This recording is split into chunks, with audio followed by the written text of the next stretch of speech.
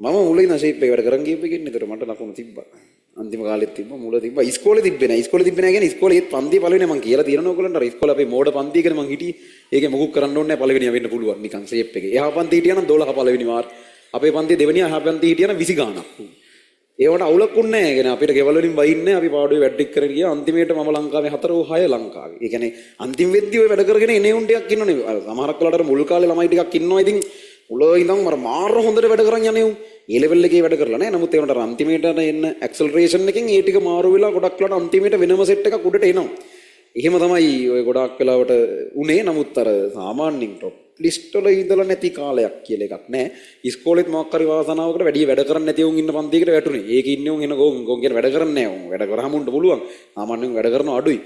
ඒතර මුල් කාලවල අපේ පන්තියේ පළවෙනියා එයා පැත්තේ පන්ති වල මිටින නන්නත්තරයි. ඉතින් අම්මලා දන්නේ නැහැ නෙව්ව. ඉතින් පළවෙනියනේ පන්ති. ඉතින් එහා කතාවක් නැහැ නේ. හොඳ අහගන්න පුළුවන් වුණා. අරුත් හැමදාම දෙවෙනියා පන්තියේ. ඒත් ඌත් එහා පන්තියේ මිටින විනාසයි. පන්තියේ භාගයකටත් එහා පන්තියේ හිටිනා. ඒ පන්තියේ උන් එනකට වැඩ කරන්නේ උන්ට හිටියේ. අපේ පන්තියේ හොඳ වෙලාවට එකක්ව වැඩ කරේ නැහැ. අන්තිම වෙනකොට ඉතින් සාමාන්‍යයෙන් අර සම්පූර්ණයෙන් සියලු දේ අතෑර වැඩ කරනවා වගේ එකට එනවනේ. මුල් කාලේ ඉතින් ඔය සාමාන්‍ය විදිහකට වැඩ කරගෙන ගියේ. ඉතින් අවුලක් නැතුව වැඩ කරා. කියන්නේ සතියවල වැඩ මිස් කරේ නැහැ එකම දේ. සතියකට දාලව කරන්න තියෙන මූලික දේවල් ටිකක් තියෙනවා. ඒ කිසිම දෙයක් මිස් වෙන්නේ නැති වෙන්න කරා. එච්චරයි. ගොඩාක් වැඩ කරන්න ඕන කියන එක නෙමෙයි මේකේ කතන්දරය. එකම දේ අර අදාළ වැඩ ටික මිස් කරන්න නැතුව කරන එක. අන්තිම වෙනකොට අන්තිම මේ වගේ මාස 6 වගේ ඉද්දී අර සියලු දේ අතහැර වැඩ කරනවා කියන එකට ආවා.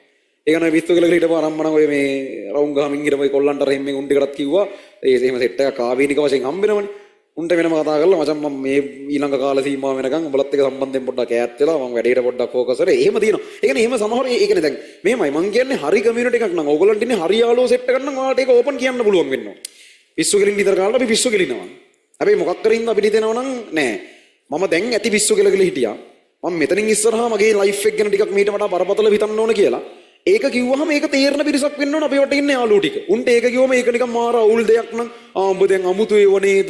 දැන් අපිත් එක්ක උඹලට යන්න බෑ නේද? ඒ කියන්නේ ඊටාම නරකයි ඒ වගේ උන් ඇත්තටම. ඒක පස්සේ වෙලාවක තේරෙයි.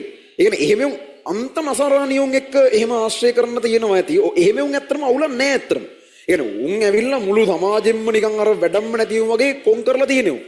හැබැයි උන්ට ගිහිල්ලා කිව්වොත් මචං මම ඊළඟ කාලේට මම පොඩ්ඩක් හැදෙනවා.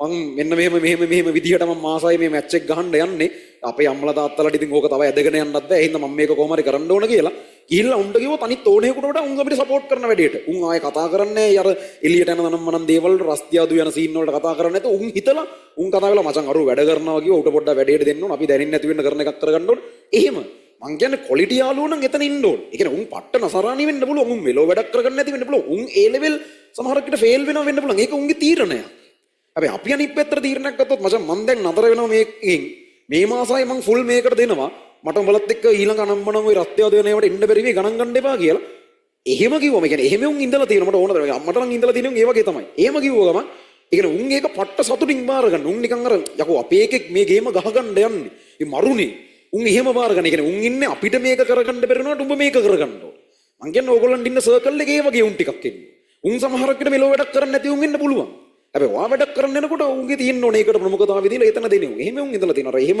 අන්තිම මාස ආය වගේ එන්නේ වෙනකොට අර ඒ සියලු දේවල් අතරලා අරුත් එහෙමයි. පන්තිය දෙවෙනියා කිව්වේ හැමදාම මීසර කියලා හිටපු එකෙක් මේ ඒත් එහෙමයි.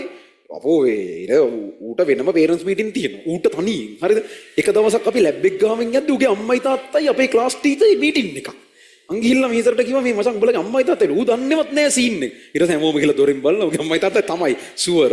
ඊට පස්සේ ගෙදර ගිහිල්ලොත් ඒක කියලා නැහැ. දැන් කියලාද දන්නේ නැහැ කොහොම හරි. ඒක ඌටවත් කියලා නැහැ. ඌත් දන්නවා සීන් එක. ඌ අම්මලාට කියලාත් නැහැ දන්නවා කියලා.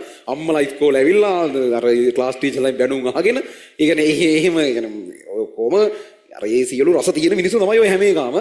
හැබැයි අර කතන්දරේ තමයි උන් එක තැනකදී ඩිසිෂන් එකක් ගන්නවා. මට මගේ ලයිෆ් එක මෙහෙම කරගන්න ඕන. එහෙම එකක් ගත්තට පස්සේ ඌගේ සාමාන්‍ය විදිය මොකද්ද වැඩක් නැහැ.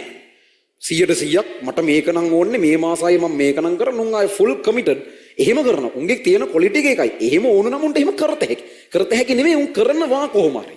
ඒ කියන්නේ ලේසි නැතුනට උන් කොහොම හරි කාගෙන ඒක කරනවා. එහෙමයි අන්තිමේදී ලංකාවේ 6 A level මම කොළඹ 2 3 දිස්ත්‍රික්කේ ලංකාවේ 4 6 එහෙම. ඒතර ඒ වගේ අර සම්පූර්ණයෙන් කන පිට හැරෙන මාස කීපයක් තමයි මේ යන්නේ. ඒතර දැනට ඔයා টොප් 10 වල නැති වෙන්න පුළුවන්. මීසර টොප් 10 ඉඳලා නැහැ. මීසර টොප් 10 ඉඳලම නැති තමයි.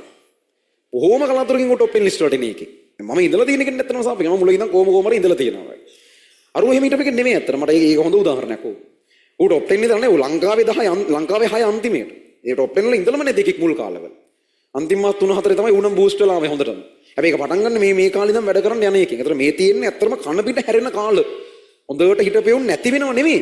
හොඳට හිටපු ළමයිනුත් සමහරව යන්නේ උන් ඉන්නවා. නමුත් සමහරක් වෙලාවට එච්චර තනක හිටපු නැති උන් කඩාගෙන එකපාර එනවා උඩට. අර උන් අර ඩිසිෂන් එක ගන්නවා. මං සියලු දේ අතර මේකට ફોකස් වෙනවා. සහ උන් කිව්වොත් කරනවා. ඒ වගේ. අර ඒ ක්වොලිටි එක තියෙන්න ඕනේ. එහෙම යනවා නම් ඇත්තටම එහෙම වෙනස් වෙච්ච ඕන තරම් ඉඳලා තියෙනවා. හරි මේකේ අර ටික